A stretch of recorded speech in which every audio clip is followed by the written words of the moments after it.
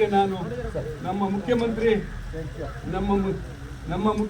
ಸಿದ್ದರಾಮಣ್ಣವರಲ್ಲಿ, ಆಮೇಲೆ ವೇಣುಗೋಪಾಲರಲ್ಲಿ, ಆಮೇಲೆ ರಾಹುಲ್ ಗಾಂಧಿಯಲ್ಲಿ ವಿನಂತಿ ಮಾಡ್ತೇನೆ, ಸಿದ್ದರಾಮಣ್ಣವರೇ ನಿಂತು. ಯಾಕೆಂದ್ರೆ ಕರ್ನಾಟಕದಲ್ಲಿ 70 ವರ್ಷಗಳಲ್ಲಿ ಒಕ್ಕಲಿಗರು ಆಗಿದ್ದಾರೆ, ಮ್ಯಾಕ್ಸಿಮಮ್ ಲಿಂಗಾಯತರಾಗಿದ್ದಾರೆ, ರಜಪೂತರಾಗಿದ್ದಾರೆ, ಆಮೇಲೆ ಈಡಿಗ ಜನಾಂಗದವರಾಗಿದ್ದಾರೆ, ಸಿದ್ದರಾಮಣ್ಣವರು ಆಗಿದ್ದಾರೆ, ಒಬ್ಬರೇ ಬ್ರಾಹ್ಮಣರಾಗಿದ್ದಾರೆ. ಒಂದೇ ಒಂದು ಕಮ್ಯುನಿಟಿ. ಮಾದೇವಪ್ಪ ಸಾಹೇಬರಿಗೆ ಗಾಡಿ ಮಾಡಕ್ಕೆ ಬಂದಿದ್ದಾರೆ, ಹೋಗಿ ಮಾಡಿ ಟೀಮ್ನವ್ರು ಮಾಡಿ ಸಮುದಾಯ ಮತ್ತು 14 ಬಾರಿ ಲಿಂಗಾಯತರ ಸಮುದಾಯ, 2 ಬಾರಿ ಬ್ರಾಹ್ಮಣ ಸಮುದಾಯ, ಹಾಗೆ ಹಿಂದುಳಿದ ವರ್ಗದವರು 5 ಬಾರಿ ಈ ಒಂದು ರಾಜ್ಯವನ್ನ ಮುಖ್ಯಮಂತ್ರಿಗಳಾಗಿ ಆಳಿದ್ದಾರೆ.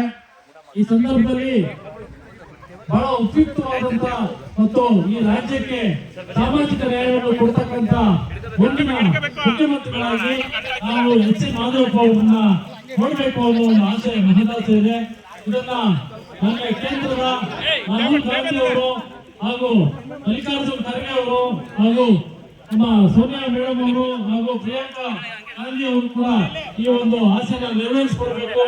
ಮುಂದಿನ 2028ನೇ ಇಸ್ವಿಯ ಸಾರ್ವತ್ರಿಕ ಚುನಾವಣೆಯಲ್ಲಿ ಮಾನ್ಯ ಮುಖ್ಯಮಂತ್ರಿಗಳನ್ನಾಗಿ ಮಾನ್ಯ ಎಚ್ ಸಿ ಮಾದೇವಪ್ಪ ಅವ್ರನ್ನ ನಾವೆಲ್ಲ ಎದುರು ನೋಡ್ತಾ ಇದ್ದೀವಿ ಅಂತ ಈ ಸಂದರ್ಭದಲ್ಲಿ ಹೇಳ್ತೀನಿ.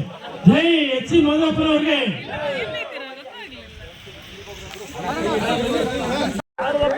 ಹಾಗೆ ಬೆಳಗ್ಗೆ ಒಂದು ಜಾತಿಗೂ ಸಮಾನವಾಗಿ ಕಾಣುತ್ತಿರುವ ರಾಜಕೀಯದಲ್ಲಿ ಅವರದೇ ಒಂದು ತಾಪನ್ನು ಮೂಡಿಸುತ್ತಿರುವ ನಮ್ಮ ಎಚ್ ಸಿ ಮಾದೇವಪ್ಪನವರಿಗೆ ಮತ್ತೊಮ್ಮೆ ಜನ್ಮದಿನದ ಶುಭಾಶಯಗಳನ್ನು ಕೋರ್ತೇನೆ.